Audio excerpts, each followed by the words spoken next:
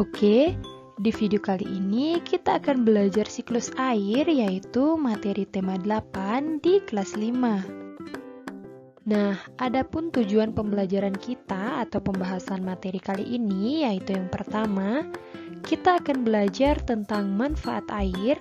Kemudian kita akan belajar tentang bagaimana proses terjadinya siklus air. Kemudian yang ketiga, kita akan belajar tentang kegiatan manusia yang memengaruhi siklus air. Dan yang keempat, kita akan belajar tentang bagaimana cara menghemat air, anak-anak. Nah, anak-anak, seperti yang kita ketahui bahwasanya air merupakan salah satu sumber daya alam yang sangat dibutuhkan oleh makhluk hidup di bumi ini. Tanpa adanya air, manusia, hewan, dan juga tumbuhan tidak akan dapat melangsungkan kehidupannya, anak-anak. Jadi, keberadaan air itu sangat penting bagi semua makhluk hidup yang ada di bumi ini. Dan, tahukah kalian, sekitar 71% permukaan bumi itu ditutupi oleh perairan, anak-anak. Dan dari jumlah tersebut, sebanyak 97% merupakan air asin yang berada di laut. Sedangkan sisanya sebanyak 3% merupakan air tawar. Nah, sebanyak 2% air tawar ini merupakan es yang berada di kutub. Dan sisanya merupakan air yang dapat kita gunakan yang berada di danau, sungai, dan air tanah, anak-anak. Wah, ternyata sebagian besar bumi kita tertutup dari perairan ya, anak-anak, dan hanya sekian persen air yang dapat kita gunakan. Manfaat air dalam kehidupan ini untuk apa saja sih? Oke, mari kita bahas manfaat air dalam kehidupan bagi makhluk hidup, anak-anak. Oke, jadi sekarang kita akan membahas tentang manfaat air bagi makhluk hidup di bumi ini, anak-anak. Oke, adapun yang pertama, manfaat air bagi manusia yaitu bisa kita gunakan untuk minum. Selain untuk minum, bisa kita gunakan untuk memasak. Kemudian juga kita bisa gunakan untuk mandi. Nah, selain ketiga aktivitas ini, masih banyak sekali manfaat air bagi kehidupan manusia, anak-anak. Selain dimanfaatkan oleh manusia, air juga tentunya dimanfaatkan oleh hewan, yaitu bisa digunakan untuk membersihkan tubuhnya maupun digunakan untuk minum. Selain manusia dan hewan, air juga dimanfaatkan oleh tumbuhan loh. Nah, air digunakan untuk berfotosintesis oleh tumbuhan, anak-anak. Apakah ada yang masih ingat apa itu fotosintesis? Jadi, fotosintesis adalah proses pembuatan makanan pada tumbuhan. Jadi, ketika melakukan fotosintesis ini, tentu sangat memerlukan air, anak-anak. Kemudian, selain digunakan untuk berfotosintesis, ada juga beberapa jenis tumbuhan yang memerlukan air sebagai tempat hidupnya. Misalnya, itu ada teratai, eceng gondok, dan lain sebagainya. Nah, jadi itu beberapa manfaat air bagi makhluk hidup, baik itu manusia, hewan, dan juga tumbuhan. Oke anak-anak, itu tadi merupakan beberapa manfaat air bagi kehidupan makhluk hidup, baik itu manusia, hewan, dan tumbuhan. Nah, meskipun air digunakan secara terus-menerus oleh hewan, oleh manusia, dan juga oleh tumbuhan, tetapi keberadaan air di muka bumi ini itu tidak pernah habis, anak-anak. Nah, kira-kira ada yang tahu mengapa air, meskipun kita gunakan secara terus-menerus, keberadaannya itu tidak pernah habis? Ya, tepat sekali karena adanya proses siklus air. Apakah ada yang pernah mendengar siklus air atau adakah yang tahu apa itu siklus air? Oke, jadi siklus air merupakan proses perputaran air yang berlangsung secara terus-menerus dari bumi ke atmosfer lalu kembali ke bumi, anak-anak. Jadi itulah pengertian dari siklus air. Nah, siklus air ini juga dikenal dengan istilah siklus hidrologi. Berikut ini akan Bu Tride jelaskan bagaimana proses terjadinya siklus air. Oke, dalam siklus air ini dikenal secara umum 3 tahapan anak-anak. Namun sebenarnya dalam siklus air ini terjadi banyak tahapan. Oke, tahapan secara umum yang pertama yaitu ada yang disebut dengan tahap penguapan. Kemudian yang kedua itu ada tahap pembentukan awan. Dan yang ketiga ada tahap hujan anak-anak. Dan berikut ini akan Bu Trida jelaskan secara terperinci bagaimana proses terjadinya siklus air. Jadi silakan kalian simak dengan baik. Nah, di dalam proses terjadinya siklus air, pertama-tama yaitu air yang berada di bumi, baik itu air yang ada di sungai, air yang ada di danau, maupun air yang ada di laut, akan mengalami penguapan apabila terkena sinar matahari, anak-anak. Nah, proses ini disebut dengan proses evaporasi, yaitu penguapan air yang terjadi akibat terkena sinar matahari. Nah, kemudian tidak hanya air yang ada di danau, air yang ada di sungai, dan air yang ada di laut saja yang menguap, anak-anak. Tetapi, air yang ada di tumbuhan juga akan menguap apabila terkena sinar matahari. Jadi, penguapan air yang ada di tumbuhan akibat terkena sinar matahari ini disebut dengan proses transpirasi, anak-anak. Kemudian, selanjutnya, uap air dari hasil proses evaporasi dan transpirasi kemudian naik ke atmosfer, anak-anak. Uap air akan terus naik ke tempat tinggi yang dingin dan mengalami proses pengembunan yang kita kenal dengan istilah kondensasi, anak-anak. Kondensasi ini menyebabkan uap air berubah wujud menjadi butiran-butiran air yang kita sebut dengan hujan. Tidak hanya dalam bentuk hujan saja, anak-anak, tetapi bisa juga dalam bentuk salju. Turunnya titik-titik air ini kita kenal dengan istilah presipitasi. Presipitasi ini merupakan peristiwa jatuhnya butiran-butiran air dari awan, anak-anak. Presipitasi dapat berupa hujan, es, dan juga salju. Nah, anak-anak, selanjutnya, sebagian air dari hasil presipitasi ini nantinya akan kembali ke permukaan bumi seperti sungai, laut, danau, dan lain sebagainya. Butiran-butiran air ini akan diserap oleh tanah, kemudian akan dialirkan kembali ke sungai, danau, ataupun laut. Jadi proses penyerapan ini kita sebut dengan istilah infiltrasi.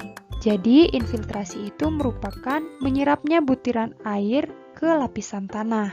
Nah, jadi itulah maksudnya perputaran air yang berlangsung secara terus-menerus dari bumi ke atmosfer kemudian kembali ke bumi. Maka dari itu, meskipun air kita gunakan secara terus-menerus, namun keberadaannya tidak pernah habis, anak-anak, karena terjadinya proses siklus air. Oke, jadi itu proses singkat bagaimana proses terjadinya siklus air. Kemudian materi selanjutnya kita akan membahas tentang kegiatan manusia apa saja yang memengaruhi terjadinya siklus air. Oke anak-anak, adapun kegiatan yang pertama yang akan kita bahas yaitu mengenai dampak negatif. Oke, kegiatan yang pertama yaitu penebangan dan pembakaran hutan.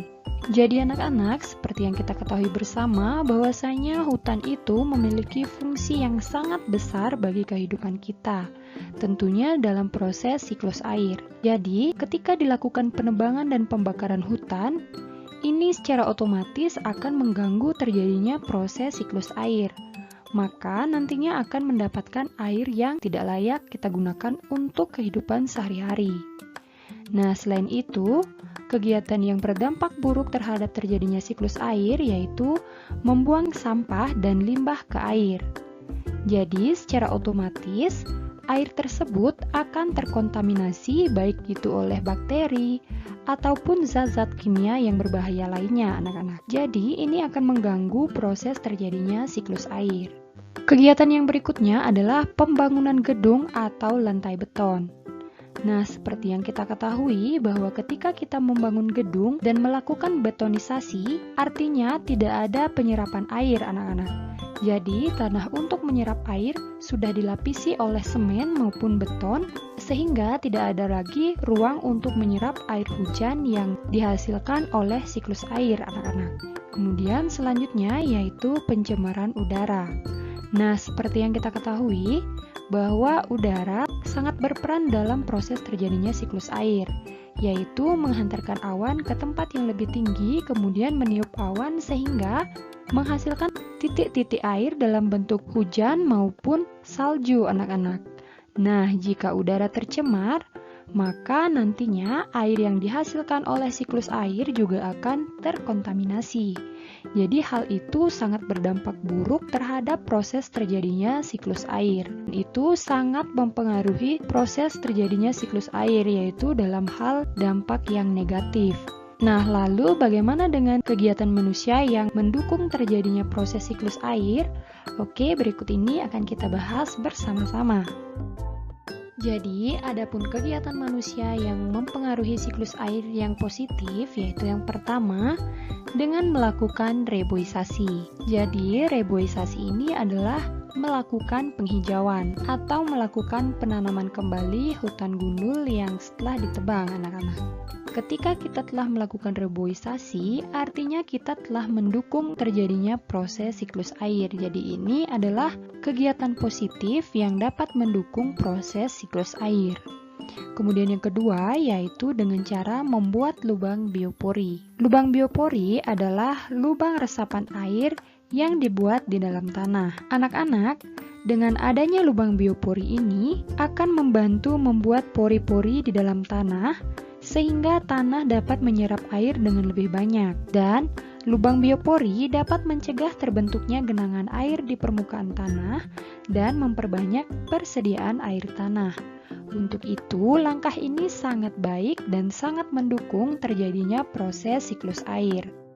Kemudian, langkah selanjutnya yaitu membuang sampah pada tempatnya.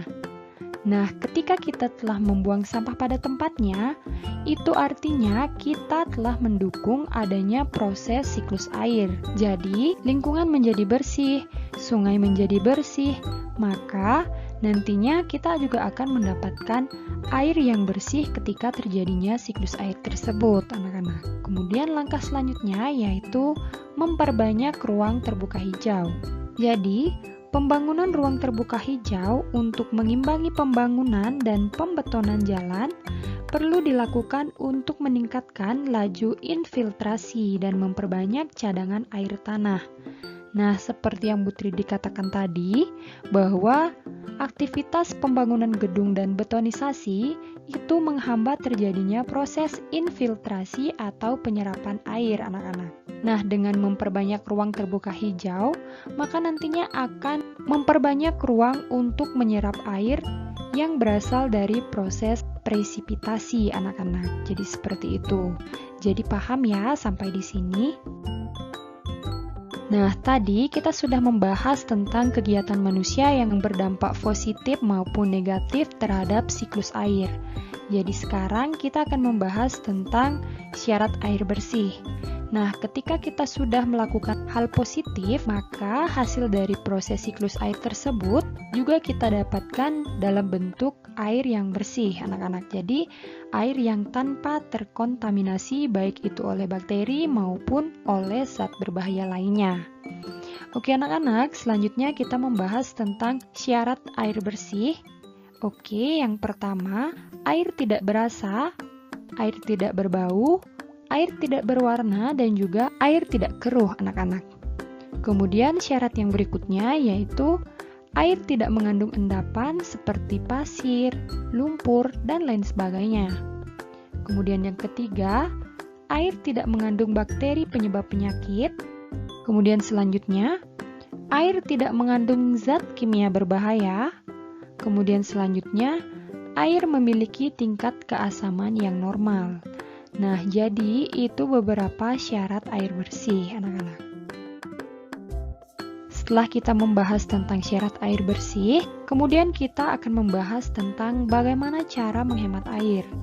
Nah, anak-anak, meskipun air itu kita gunakan secara terus-menerus dan keberadaannya tidak pernah habis di bumi ini, namun wajib kita gunakan secara bijak, anak-anak. Karena bisa saja suatu saat nanti, jika kita tidak menghemat penggunaan air, maka lama-kelamaan air tersebut akan menjadi berkurang. Untuk itu, wajib kita menggunakan air secara hemat.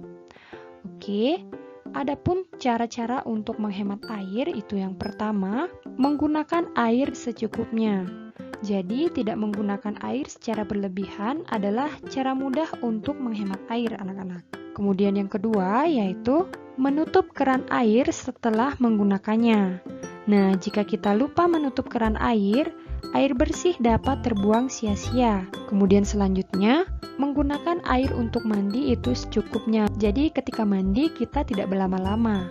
Kemudian yang berikutnya adalah memperbaiki keran apabila rusak, sehingga air yang mengalir dapat teratasi dengan baik. Jadi kita dapat menghemat penggunaan air, anak-anak.